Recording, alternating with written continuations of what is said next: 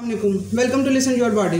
PCOS polycyst ovary syndrome, इसको हम दूसरा नाम हार्मोन इम्बैलेंस का भी दे सकते हैं। इसमें होता क्या है, जिन फीमेल्स को ये इशू होता है उनका जो एंड्रोजन हार्मोन है, जो मेल हार्मोन है, उसका लेवल बढ़ा हुआ होता है। इसके अलावा जो फीमेल हार्मोन होते हैं एस्ट्रोजन और प्रोजेस्टेरोन, ठीक है, उनको क्या इक्वल होना चाहिए, ऐसे ले लें आप, दोनों को इक्वल होना चाहिए। इसमें क्या होता है, एंड्रोजन ये है, एस्ट्रोजन ये है। जो एस्ट्रोजन हार्मोन है उसका बैलेंस ज़्यादा हो जाता है। अब डॉक्टर्स क्या करते हैं जब इसका ट्रीटमेंट करते हैं, वो जो प्रोजेस्टेरोन होता है उसकी गोलियां दे देते हैं उसको बढ़ाने के लिए।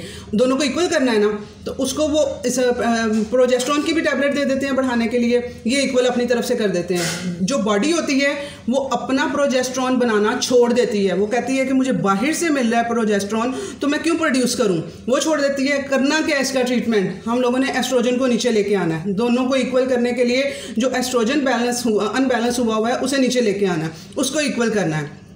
आज के इस वीडियो में मैं यही बताऊंगी कि किस तरह से अब ये पीसीओएस का इशू जो हो रहा है, इसमें हार्मोन इम्बैलेंस और दूसरा इंसुलिन रेजिस्टेंस हो गई है बॉडी। ये दो मेन इशू हुए हैं उस फीमेल के साथ जिसके साथ ये इशू है। तो अब इन दो इश्यूज़ को किस तरह से उसने सॉल्व करना है, किस तरह से लेके चलना है, आज के इस वीडियो में मैं यही बताने वाली हूँ कि डाइट के थ्रू हमने किस तरह से इसे ठीक करना है। अगर आप लोगों को लगे कि ये मेरा वीडियो आप लोगों के लिए इन्फॉर्मेटिव है, इसे लाइक करें, शेयर करें, और अगर न्यू है मेरे चैनल पे तो इसे सब्सक्राइब करें।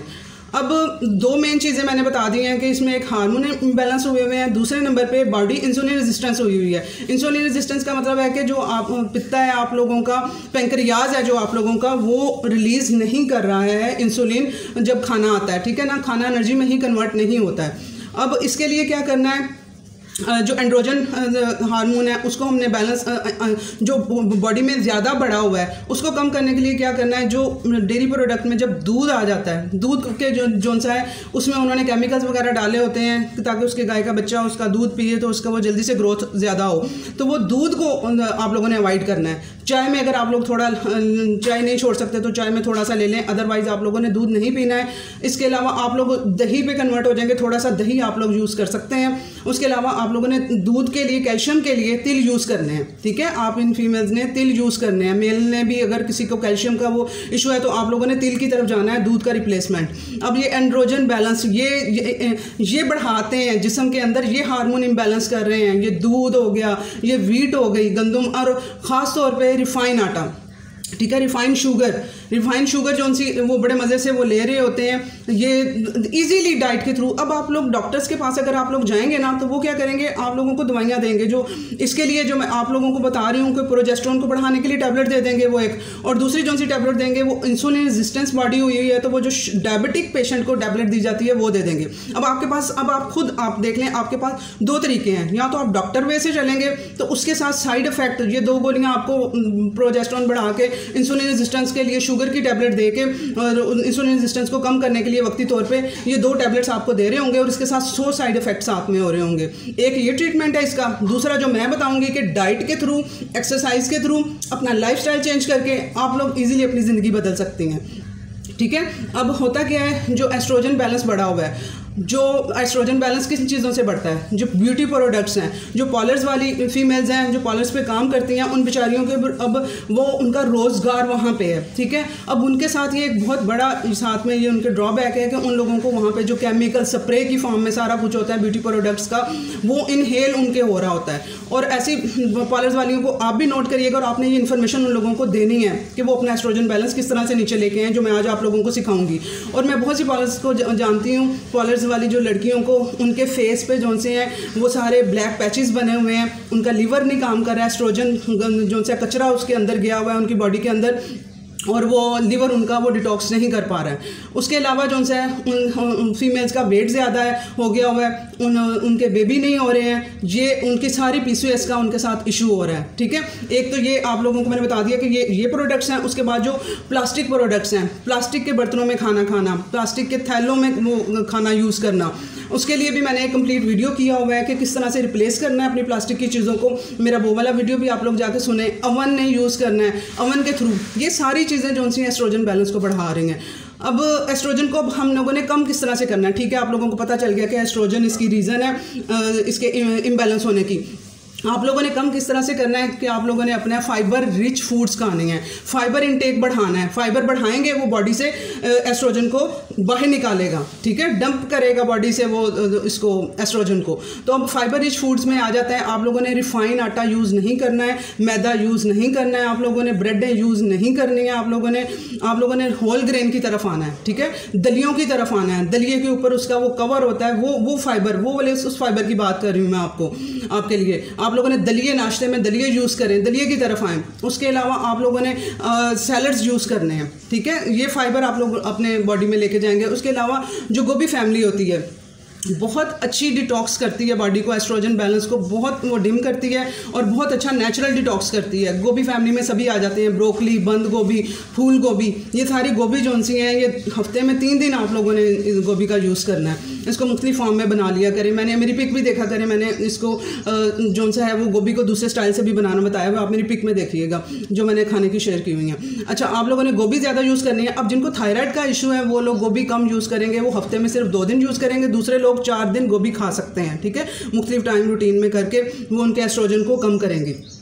उसके बाद आ जाएंगे फ्लैक्स सीड, ठीक है, फ्लैक्स सीड भी अच्छे वाला फाइबर है, इसमें हमें दूसरी चीज़ें भी साथ साथ एनर्जी के लिए मिल जाएंगी। फ्लैक्स सीड आप लोगों ने अपनी लाइफ में लेके आने हैं। उसके अलावा वाटर इनटेक अच्छा करना है। अब क्या कर रही हैं, मैं देखती हूँ जिनके हार्मोन इम्बैलेंस है, PCOS का इश्यूज़ है, वो सुबह सुबह जीरे वाला पानी पी रही हैं, सौंफ वाला पानी पी रही हैं। अब करना क्या है, आप लोगों ने ये पका के पानी नहीं पीने हैं, ठीक है, चाइनीज़ पानी पीते हैं गरम, उनका एनवायरनमेंट, उनके खाने उस तरह से होते हैं। हम लोगों ने ये गर्म पानी, कहवे यूज़ नहीं करने हैं। मुझसे क्वेश्चन भी करती हैं मेरे रिलेटिव्स और जो जानने वाली हैं कि भाई हमें कोई कहवा बताओ जिससे हमारा वेट भी रिड्यूस हो जाए, हार्मोन बैलेंस हो जाए।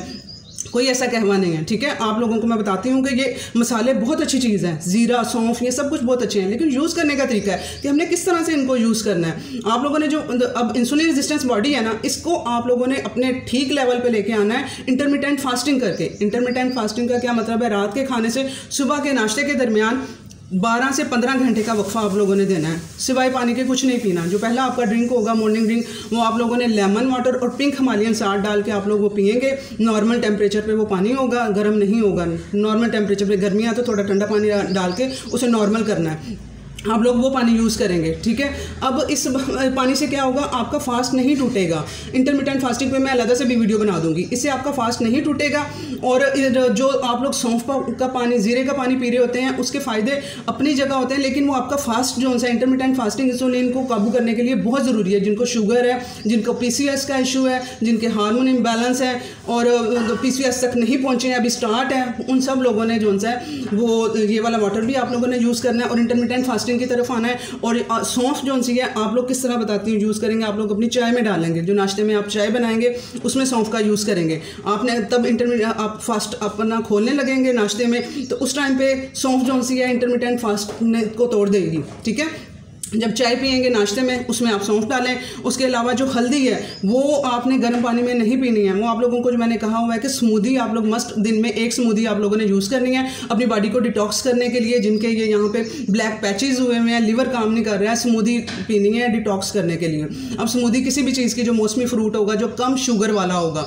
अब इसमें शुगरी फाइबर आप लोगों ने वो वाले फ्रूट खाने हैं, वो वाली चीज़ें यूज़ करनी है जिसमें शुगर कंटेंट कम हो, ठीक है। इंसुलिन स्पाइक ना आए बॉडी में, एकदम खाना जो भी आप फ्रूट वगैरह खाएं एकदम आपकी इंसुलिन इंक्रीज ना हो, शुगर ब्लड में शुगर ना इंक्रीज हो, ठीक है। अब इंसुलिन रेजिस्टेंस बॉडी हुई होती है ना, तो आप लोग खाना खाते हैं, शुगरी ये चीज़ें खाते हैं, फ्रूट वगैरह खाएंगे तो ये ब्लड में शुगर चली जाएगी, ब्लड में नहीं जाने देनी। हमने ये शुगर सेल तक पहुंचानी है, सेल तक तभी जाएगी जब इंसुलिन आएगी। और वो आप इंटरमिटेंट फास्टिंग के थ्रू हम लोग अपनी इंसुलिन रेजिस्टेंस को सीधा करेंगे तो खुद ब खुद जोन सी है वो बॉडी इंसुलिन रिलीज़ करेगी।